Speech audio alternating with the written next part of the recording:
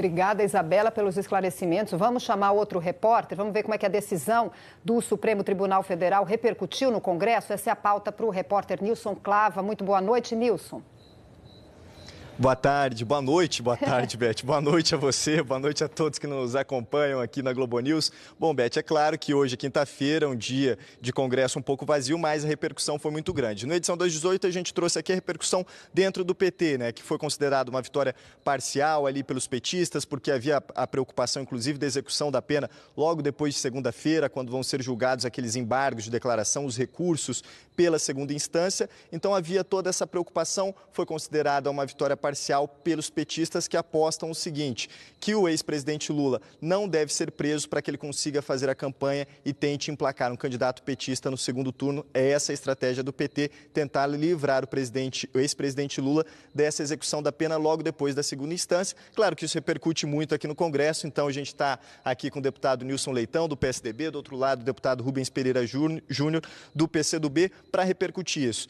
Muito obrigado por estarem aqui ao vivo na Globo News. A gente sabe que quinta-feira é um dia de Congresso vazio e eu queria começar perguntando justamente por essa decisão, né? Porque muita gente favorável, contrária ao habeas corpus preventivo do presidente Lula, mas pouco se falava sobre essa possibilidade da não decisão hoje. Pegou vocês de surpresa? Como vocês avaliaram essa decisão do Supremo Tribunal Federal?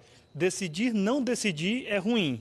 A única coisa boa foi a concessão da liminar, que garante que não haverá prisão antes da adesão do Supremo Tribunal Federal. É melhor, numa matéria dessa, que a decisão seja do Supremo do que de um tribunal inferior. Repasso a pergunta, então, deputado Nilson Leitão. Como que o senhor avaliou isso? O deputado Rubens Pereira Júnior lembrou de uma coisa importante, né? Que, além do Supremo Tribunal Federal transferir a decisão para o dia 4, disse que até lá não pode haver execução da pena. Como que o senhor avaliou isso? Bom, primeiro, o STF foi muito cauteloso, né, como sempre é. Eu acredito que o que não pode é tratar o presidente Lula diferente de qualquer brasileiro. Ele tem que estar nem acima nem abaixo, tem que estar ao alcance da lei como qualquer brasileiro. Eu acho que é liminar natural. Vai mais 8 dias após a decisão do TRF4, não muda a situação do Lula, não ameniza a questão de pena, nada, só adia exatamente aquilo que vai acabar acontecendo, o que já está decidido em 2 instâncias, na primeira e na segunda. Eu acredito que isso vai apenas um barulho de mais 10 dias, 12 dias, e depois acaba dando a consequência que é aquilo que o Brasil espera. Queria entrar justamente nesse tema, no conteúdo, no mérito, né? O que não foi feito hoje no STF vai ser feito lá no dia 4. Como que vocês avaliam esse pedido do ex-presidente Lula? Depois da condenação ali na segunda instância, claro que faltam os recursos na segunda-feira, 12 anos e 1 mês de prisão. Como o senhor avalia? Deveria haver esse habeas corpus preventivo, essa ausência da execução da pena na segunda instância? Como que o senhor avalia, deputado? O que eu espero é exatamente a mesma coisa do deputado Nilson, que seja garantido o cumprimento da lei. E o que a lei diz? Artigo 283 do Código de Processo Penal. A execução da pena se dará após o trânsito em julgado da sentença condenatória. Está na lei, a lei tem que ser cumprida, é o nosso entendimento. Ou seja, o senhor está defendendo que só depois de todas as instâncias. E o senhor, deputado, como avalia nesse caso específico? O habeas corpus deveria ser dado pelo Supremo Tribunal Federal, não deveria? Como que o senhor avalia? Eu acredito que o precedente, se existe hoje no tribunal e está pacificado que pode ser preso em segunda instância, como aconteceu com vários brasileiros, o presidente Lula não deve ser tratado diferente. A questão do habeas corpus foi uma questão exatamente do STF entender que há uma semana. Ou seja, não julgou, deveria ter julgado hoje, todo mundo torceu que fosse julgado totalmente hoje o habeas corpus, encerrasse a votação, não houve. Dia 26 termina todo o julgamento no TRF4 e depois julga no dia 4. Não vai prejudicar, como eu disse, adiou, prorrogou um prazo para aquilo que deve ser como qualquer brasileiro. Se decidiu pelo habeas corpus, pela prisão, vai manter, se não, vamos ter que esperar outra instância, que vai ser algo um pouco fora da curva do que vem acontecendo ultimamente. Apesar que tem outros casos que também não houve prisão em segunda instância, mas foram casos bem menores, não dá para comparar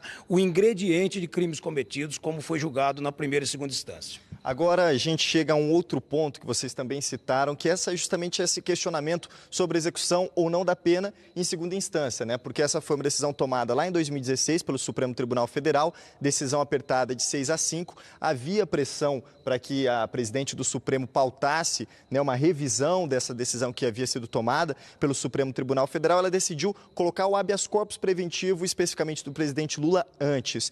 Como vocês avaliam essa decisão de colocar o habeas corpus preventivo antes e a possibilidade de revisão desse entendimento do Supremo Tribunal Federal? Vejam só, eu sou favorável à execução da pena logo depois da decisão de segundo grau. Entretanto, acho inadmissível se descumprir a lei. O Supremo errou quando decidiu contra a lei. Se alguém quer alterar algum entendimento, que nós mudemos a lei, o Poder Legislativo, mudemos a Constituição e mudemos o Código de Processo Penal. Enquanto a lei não for mudada, ao meu ver, o presidente Lula e qualquer cidadão tem o direito de que a lei será a sua proteção. Então, a ele nada mais do que a lei. E para o senhor, deputado, como que o senhor avalia isso? Deve ter a reavaliação por parte do Supremo, não deve? Como que o senhor avalia? Eu acho que o Brasil aceitou essa decisão do STF de ter a prisão na segunda instância. O Brasil aceitou, muitos brasileiros acabaram pagando pena por isso, se tornando inelegível bem antes do tempo. Então, tudo isso ocorreu com... Agora, essa nova decisão precisa ser pacificada. Eu concordo, o STF tem que parar de legislar um pouco. Isso é papel do Congresso Nacional. Mas se legislou, eu não vi o PT reclamando disso antes, não vi o PCdoB reclamando disso antes e não vi quase ninguém reclamando disso antes. Vou reclamar justamente porque é o ex-presidente Lula.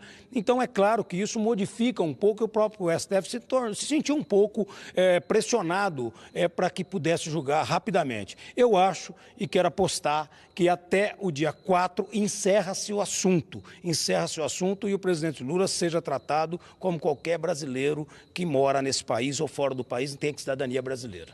E só para fechar aqui a última pergunta, então, a gente falou de segunda instância, falou do caso específico do presidente Lula e dessa decisão da presidente do Supremo Tribunal Federal. Como vocês avaliaram especificamente? Que foi colocar primeiro o habeas corpus preventivo antes dessa possibilidade de revisão, né, desse entendimento de que hoje, no Supremo Tribunal Federal, o entendimento desde 2016 deve haver a execução da pena após condenação em segunda instância. Como vocês avaliaram isso? Trazer o habeas corpus preventivo antes do que essa possível revisão? Eu preferia que a presidente tivesse pautado a ADC. Tanto houve muita reclamação na época que a OAB, não foi um partido A ou um partido B, a OAB questionou tal decisão no Supremo Tribunal Federal, que é o local para se fazer esse debate. E a ADC deveria ter sido pautada e julgada, e nós respeitaremos qualquer que seja a decisão do Supremo.